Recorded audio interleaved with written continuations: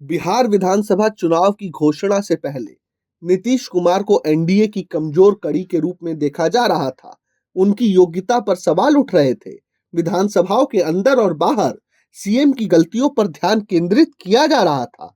सनसनीखेज हत्याओं और पुलों के ढहने से सुशासन बाबू की छवि धूमिल हो रही थी, जिससे राजद के नेतृत्व वाले महागठबंधन को उन पर निशाना साधने का मौका मिल गया।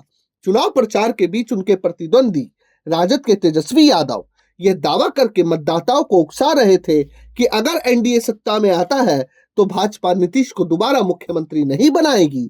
लेकिन मानो संकेत मिलते ही भाजपा सदस्य और उप मुख्यमंत्री सम्राट चौधरी ने कहा कि वे ही मुख्यमंत्री बनेंगे। बीजेपी के राज्य चुनाव प्रभारी और केंद्रीय मंत्री धर्मेंद्र प्रधान ने जोर देकर कहा कि मुख्यमंत्री पद के लिए कोई रिक्त स्थान नहीं है। चिराग पासवान और जीतन राम मांझी जैसे अन्य सहयोगियों ने उनके नेतृत्व का समर्थन कर दिया। जैसे जैसे मतदान का नजदीक आ रहा है समय, जेडीयू अध्यक्ष न केवल राज्य में एनडीए का सबसे भरोसेमंद चेहरा बने हुए हैं, बल्कि एक ऐसे व्यक्ति भी है जिनकी ओर एक बड़ा वर्ग अब भी नजर रखता है। पिछले कुछ चुनावों में विधानसभा में उनकी पार्टी की ताकत कम जरूर हुई है, लेकिन उन्हें गठबंधन की जीत के सबसे पक्के पुल के रूप में देखा जाता है। उनके कट्टर प्रतिद्वंदी लालू प्रसाद का उपहासपूर्ण उपनाम पलटू राम, जो राज्य में दो प्रतिद्वंदी गठबंधनों के बीच उनके बार बार बदलाव का एक बोलचाल का रूप है, कुछ समय के लिए अटका हुआ प्रतीत होता है। लेकिन उनके समर्थकों के लिए जो बात स्थायी रही वह है बिहार को लालू और उनकी पत्नी राबड़ी देवी की 15 साल की सरकार से मुक्ति दिलाना, जिसे एनडीए ने कथित अराजकता और सार्वजनिक जीवन के विभिन्न क्षेत्रों से राज्य के पीछे रहने के कारण जंगल राज करार दे दिया था।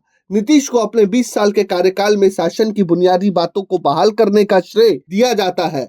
2014 से 15 के बीच जीतन राम मांझी के 9 महीनों को छोड़कर गुणवत्तापूर्ण सड़क नेटवर्क, 2016 तक लगभग हर गांव तक बिजली पहुंचने के साथ विश्वसनीय बिजली आपूर्ति, राज्य में कानून का शासन और कम से कम प्राथमिक स्तर पर स्कूली शिक्षा और स्वास्थ्य सेवा में आंशिक लाभ उनके युग की निर्विवाद सफलताएं मानी जाएगी। हालांकि थकान की भावना, राज्य से पलायन में मामूली कमी के साथ रोजगार के खराब अवसर तथा राज्य में बुनियादी आवश्यकताओं से अधिक की चाह रखने वालों की जनता की हताशा उनके लिए बड़ी चुनौती है। लेकिन विपक्ष के मुख्यमंत्री पद के चेहरे तेजस्वी के सामने अपने पिता की विरासत का बोझ बना रहना उनकी मदद करता है। भाजपा का समर्थन एक बड़ी मदद है, क्योंकि इससे मुखर स्वर्णों और गैर यादव ओबीसी और ईबीसी का समर्थन सुनिश्चित होता है, जिनके बीच भगवा पार्टी ने लगातार पैठ बनाई है।